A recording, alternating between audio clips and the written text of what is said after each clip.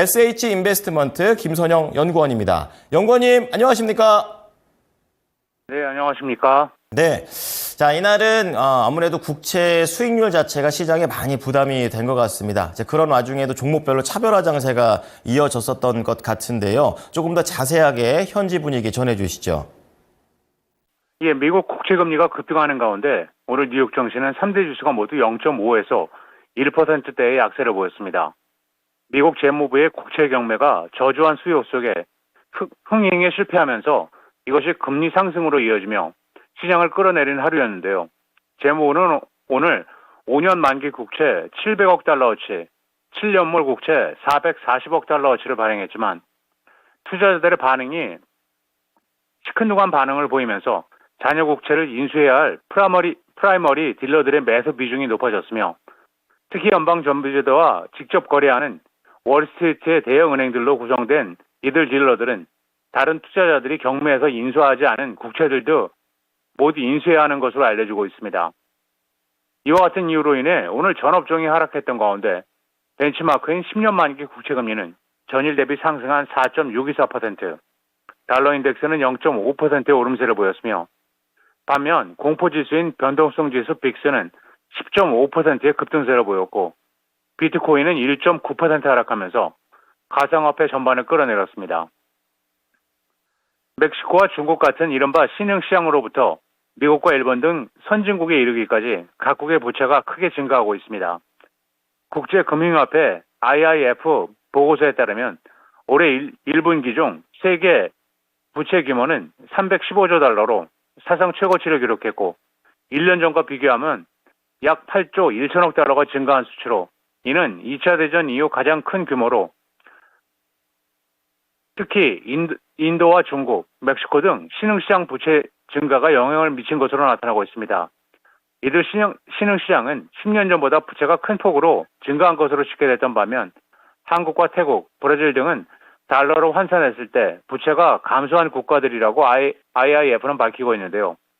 한편 전체 부채 중 약 3분의 2는 미국과 일본 등 선진국에서 발생했던 가운데 선진국에서 가계와 비금융기업의 부채 감소가 정부와 금융기업 부채의 지속적 증가를 상회하는 경향을 보였으며 부채 상환 능력을 방증하는 지표로 평가받는 GDP 대비 부채 비율엔 전반적으로 하락세를 나타낸 것으로 나타나고 있습니다.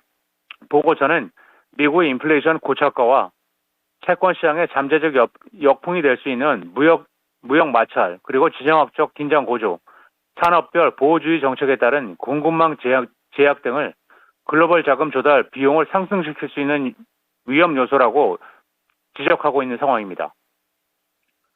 국제통화기금 IMF가 중국의 올해 경제 성장률을 종전의 4.6에서 5%로 상향 조정했습니다. IMF는 중국의 올해 그리고 2025년 GDP 목표를 0.4%포인트 인상한 올해는 5%, 2025년에는 4.5%를 제시하고 있는데요. 하지만 인구 노령화와 생산력 증가 둔화로 인해 그 이후부터는 2029년까지 중국의 성장률이 3.3%로 둔화될 것이라고 경고하면서 올해 업그레이드는 1, 4분기 GDP가 예상보다 강했다는 사실과 함께 최근 발표된 몇 가지 추가 정책 조치를 반영한 것이라고 설명했습니다. IMF 측은 부동산 부분의 위기가 예상보다 더 길어질 경우 경제 전망의 하향 위험도 있다면서 부동산 부분을 지속 가능한 방향으로 이끌기 위해 현재 진행하고 있는 주택시장 조정을 지속할 필요가 있다고 지적하고 있습니다. 앞서 들으신 대로 미국의 3위 에너지 업체인 코노코필립스가 미국 내에 다수의 유전을 보유하고 있는 경쟁사 마라톤 오일을 인수합니다. 코노코필립스는 마라톤 오일을 자사 주식과 교환하는 방식으로 인수하는 계약을 체결했고 인수 가격은 부채 54억 달러를 포함해 총 225억 달러로 이번 계약으로 마라톤 오일 주주들은 주식 한 주당 코노코의 주식 0.255주를 받게 됩니다.